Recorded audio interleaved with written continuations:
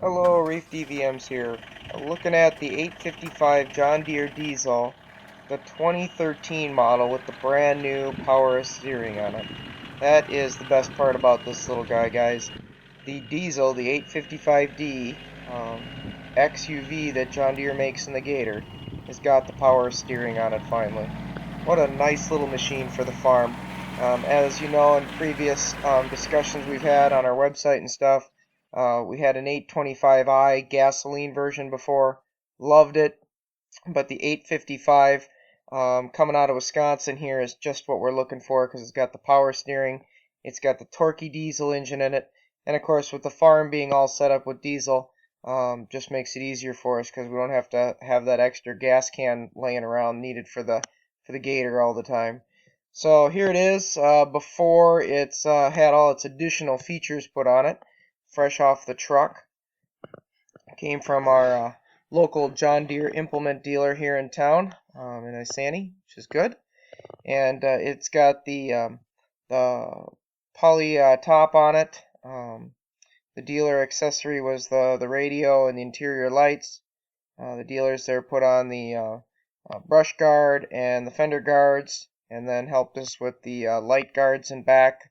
This particular one does have the long vision lights on it, the regular lights on it, the turn signals on it, and stuff, so it makes it very usable for agricultural use, which is what we're going to get it licensed and stickered for, is agricultural use. Here's a shot of that upper deck inside. Not a very expensive one, but threw a Jensen Radio in it, which is great. And I like the Jensen Radio because it's got the weather station ability on it, which is good. Got the glass windshield on it with the poly acrylic flip up bottom there so you can still get in it in the hood. And then of course we have the manual tipping bed. Not going with the power tipping bed because of the fact that we are going to put the second set of seats in the back end of this baby again, just like we did our 825i that we used to have. So again, a lot of room in this bed. Holds 1,000 pounds of cargo. Plenty of room for a third set of seats. Independent rear suspension, 2-inch hitch. It's just what we like. And then up front, we've got the high and low with the locking diff, cup holders, nice storage trays. It's just pretty convenient. I mean, really, it's a nice machine to ride in. It's got plenty of power. It's got auxiliary 12 volt here in this box. There's also one on the dash. Front end, we got the brush guard on it, got the extra lights on it, turn signals, electric winch, and of course has a 2-inch receiver. Here we are. We're gonna pop that little poly acrylic windshield. The top windshield is glass. This one happens to be acrylic on the bottom though, and then that allows you to get into the front hood, which has storage, your radiator, and your fluids. If you pull the two pins on your front guard there, your front guard will fold down, and then the hood will open up even more for better access. But for the sake of the video, I was just opening it part way so you could see inside. Again, a couple nice storage trays.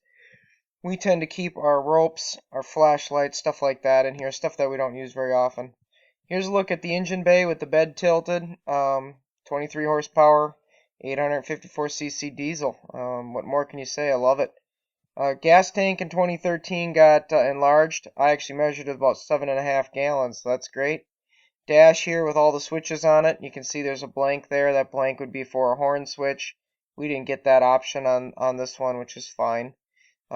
Blinkers on the other side there. This is the bed mat, technically taken out of our other one, put back in this one. It's got the slots that we cut in it for the extra seat, which is right here, aftermarket obviously. Show you again the radio. This is the best part about the radio I like, is that you can hit the button and you get the weather stations. That is really nice when you're out in the field and you start seeing a storm come in. You push that button and you instantly know what the weather's doing. It's kind of like a weather alert. I just love that, folks.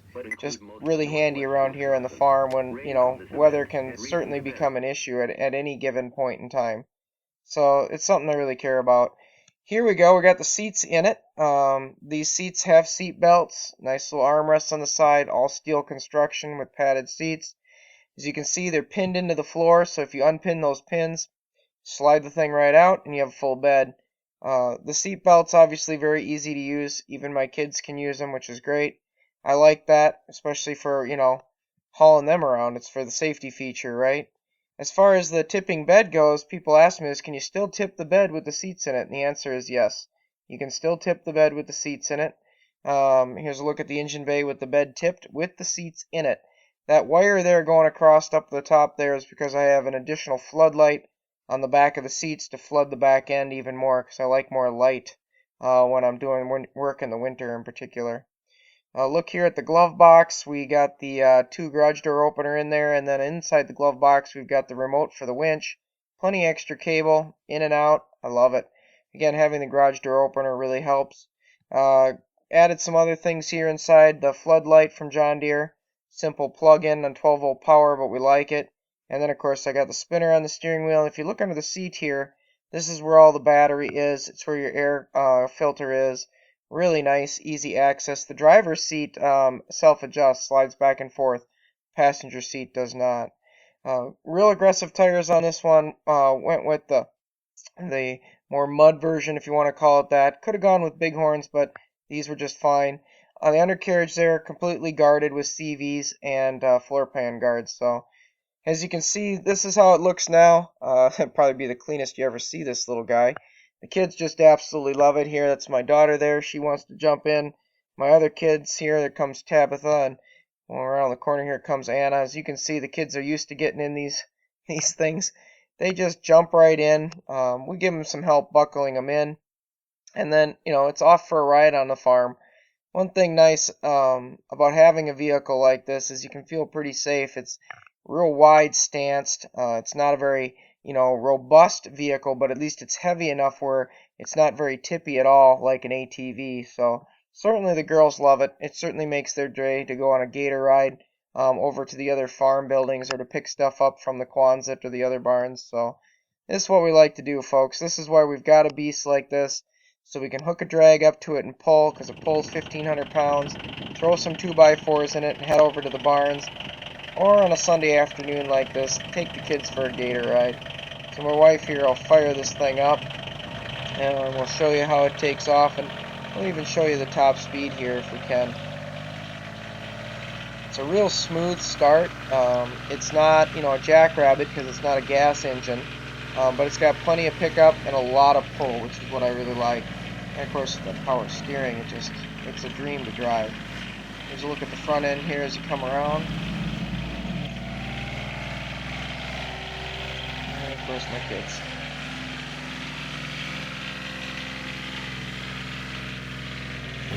I'll take this thing out on the road here and see if we can show you. As you can see here, how effortlessly my wife can steer it. Literally one hand on the spinner and she can turn this thing.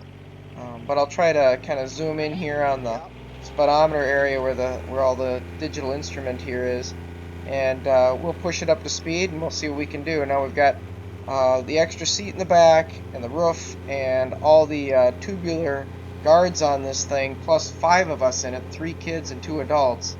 And as you can see, I can get it up pretty close to about 32 miles an hour. Before we had all the kids in it and all the guards and stuff on it, I was able to get almost 35 miles per hour out of this thing. So in the literature I've seen it listed between 30 and 32, but it was actually doing about 35. Thanks for watching, folks. I hope you enjoyed the video. It was a pleasure making it. This is a great beast. I highly recommend it. If you get a chance to test drive or get one of these gators, the 855D is a perfect one for licensing it as an agricultural use vehicle and using it on the farm every day.